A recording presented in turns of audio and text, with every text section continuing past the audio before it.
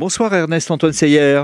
Bonsoir. Vous êtes l'ancien patron de Wendel, ancien groupe sidérurgiste qui est devenu une société d'investissement avec des groupes notables en portefeuille comme Tour à Tour Capgemini, Stalergen, Veritas, aujourd'hui Saint-Gobain. Vous êtes aussi ancien président du MEDEF, qui s'appelait d'ailleurs je crois à l'époque encore CNPF. Et vous écrivez un essai intitulé « On n'est pas là pour se faire engueuler ». Alors d'abord, pourquoi ce titre? Qui vous engueule? Est-ce qu'on vous engueule? Eh bien d'abord le titre, c'est parce que c'est une chanson et que Ouais. donc c'est un peu un clin d'œil, c'est Boris pas un Vian. livre agressif, c'est un livre en effet de bonne humeur, c'est un livre optimisme et en même temps, je dirais, j'y mets beaucoup de moi-même. Et donc, comme j'aime chanter, bon, après tout, je me suis dit, c'est un titre qui est convenable, c'est une chanson de Boris Vian. Et... Alors, pourquoi, je dirais, ce titre? On n'est pas là pour se faire engueuler, parce que c'est vrai que, et disons qu'actuellement, dans la campagne électorale, on le souligne, tous ceux qui se donnent tout de même beaucoup de mal pour contribuer à faire, comme on dit, la croissance et l'emploi sont pris à partie.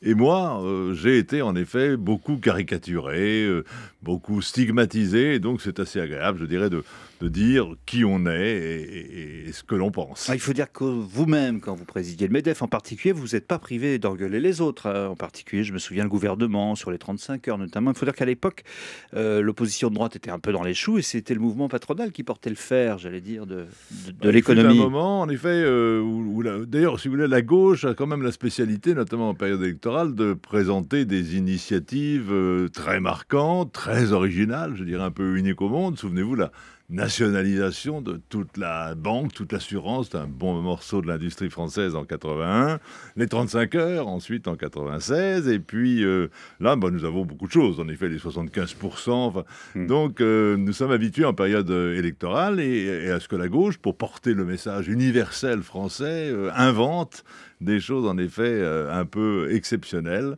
et donc il faut vivre avec, surtout le temps d'une campagne. Vous dites ça, mais en même temps, vous rappelez dans votre livre que c'est la droite qui a nationalisé Wendel et donc que la sidérurgie, pour finalement, après bien des restructurations, la livrer à l'Indien Mittal.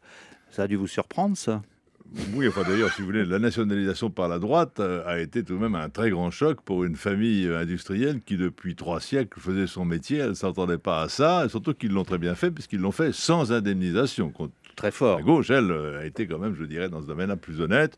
Mais voilà, c'est une occasion, en effet, de souligner que droite comme gauche, en France, on se tient à distance de l'entreprise qui n'est pas politiquement, je dirais, saluée comme apporteuse de voix. Et donc, pendant les campagnes électorales, mais même après, l'entreprise en France, et j'ai eu cette expérience en tant que président de Business Europe, le patronat européen, où j'ai vu comment ça fonctionnait dans les 27 pays, je peux vous dire qu'en France, en effet, l'entreprise n'a pas la place qu'elle a ailleurs, et c'est dommage pour la compétitivité française. J'évoque cet épisode familial, Wendel, parce que vous décrivez longuement dans le livre les mérites de ce capitalisme paternaliste, certes, mais dans lequel vous avez grandi et où il y avait aussi quelques vertus, le travail, l'argent comme moyen et pas comme fin, la discrétion.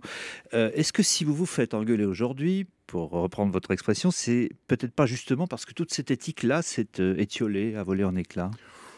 Non, parce que pour être très honnête, on se faisait engueuler avant. Souvenez-vous des campagnes contre les 200 familles. Enfin, c'est quand même un grand classique français, en effet, que de prendre à partie ceux, encore une fois, qui se mettent en avant de façon visible pour porter, en effet, l'initiative entrepreneuriale. Alors, c'est vrai que dans les périodes actuelles, à cause notamment de l'extrême et immédiate médiatisation des faits saillants, il y a un certain nombre de comportements, en effet, de patrons qui sont très montés en épingle et qui servent, en effet, à générer beaucoup d'inventions pour Mais ils ont essayer de les tort, contrer. ils ont tort, ces collègues? Je crois que beaucoup de gens ont dit, en effet, que les excès ne sont pas faciles à défendre, mais on se montre, je dirais, extrêmement attentif à ce qui ne change rien. Encore une fois, moi, d'où je suis aujourd'hui, je peux vous dire que dénoncer tel ou tel excès, à partir du moment où on n'est pas en mesure, en effet, de contrer le fait que ce sont les entreprises, les 2 millions d'entreprises qui font la richesse de ce pays, qui doivent en tant que telles être respectées.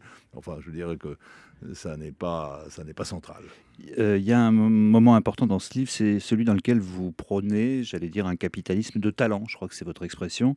Or, on constate quand même en France un système qui privilégie toujours un petit peu la rente ou les situations acquises sur justement l'initiative, qui privilégie la reproduction sociale, sur peut-être la redistribution des cartes. On le voit dans la fiscalité. Est-ce qu'il ne faut pas un peu en sortir, justement, pour retrouver un esprit d'entreprise qui manque cruellement dans Oui, ce mais si pays? vous voulez, nous sommes un pays conservateur. Il y a un conservatisme de droite et un conservatisme de gauche. Mhm. L'immobilisme devant la réforme est tout de même, en effet, ce que réclame le pays dès qu'on lui propose de bouger et d'aller en avant. Et donc, l'entreprise qui représente quand même une force permanente d'innovation, à la fois parce que c'est son métier et ensuite parce que c'est sa survie. En réalité, l'entreprise, en effet, n'a pas, encore une fois, la place qu'elle doit avoir, je dirais, dans l'influence dans la société. Et c'est, je crois, assez exceptionnel. La France est un cas à part. Il suffirait de très peu de choses, d'ailleurs, pour transformer cet esprit.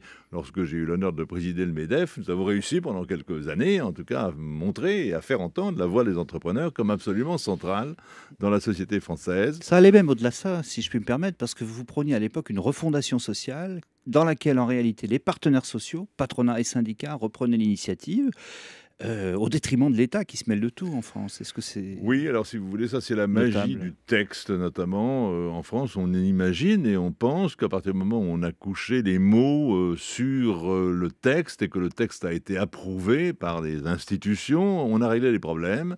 Alors que ce qui règle les problèmes, c'est le consensus qui sort de la réalité du terrain par le dialogue et dialogue face en effet au réel.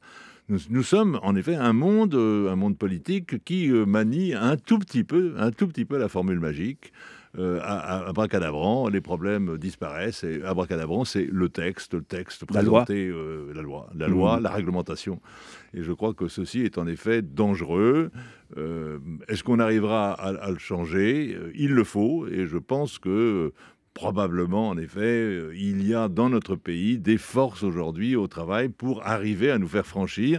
Je ne suis pas pessimiste, mais il faut que certains, et même beaucoup, le disent. Vous dites aussi le capitalisme va sortir renforcé de l'aventure, en gros parce qu'il n'y a pas eu de révolution.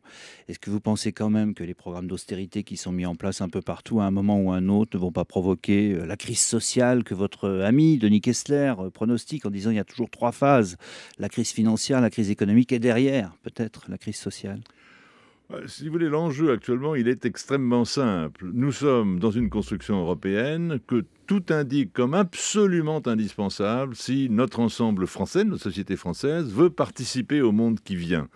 Si nous nous payons le luxe, en effet, d'une aventure politico-sociale qui plonge notre pays, encore une fois, je dirais, dans la perplexité, voire dans la détresse, l'Europe nous lâchera. C'est-à-dire en fait que l'Allemagne ne sera plus en mesure de supporter des comportements comme celui-ci venant de nous. Mhm. Et à ce moment-là, l'Europe peut absolument, et je crois que c'est un vrai péril, éclater, pas forcément d'ailleurs, je dirais, dans l'explosion brutale, mais l'Allemagne jouera à ce moment-là un rôle autonome et entraînera avec elle les pays du Nord, et nous resterons, nous, en effet, avec nos singularités, avec notre indignation, puisque c'est le terme qui convient, et tout ceci, en effet, compromettra les générations qui viennent dans notre pays. Ce serait évidemment dramatique. J'ai une dernière question peut-être aux citoyens que vous êtes et puis à l'homme de foi, puisque vous parlez de vos convictions religieuses et de votre spiritualité.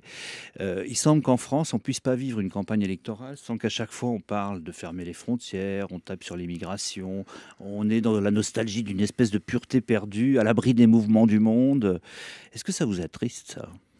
C'est une spécialité française. Elle, je crois, sert surtout les campagnes électorales. Je pense en effet qu'il faut beaucoup entendre dans les campagnes et pas trop écouter. C'est-à-dire qu'il se dit beaucoup de choses qui, dans l'émotion du moment, nous sommes une société extrêmement émotionnelle. D'ailleurs, les textes de loi, la plupart du temps, surviennent après un incident médiatique. On réagit tout de suite. Et évidemment, la campagne est très, très propice à ce genre d'attitude. Au fond de moi-même, et je le dis dans ce livre, je suis optimiste sur la capacité française, en réalité, à dominer tous ces travers, qui sont les travers pour lesquels on se fait une sorte de mauvais plaisir, un peu dangereux. Mais tout ce qui est devant nous, et d'ailleurs quand on entend la jeunesse, on l'entend aussi, ne manifeste pas la volonté de s'enliser dans ces travers, mais au contraire de les surmonter. Mon livre, on n'est pas là pour se faire engueuler, essaye de le dire. Merci beaucoup, Ernest Antoine Seyer.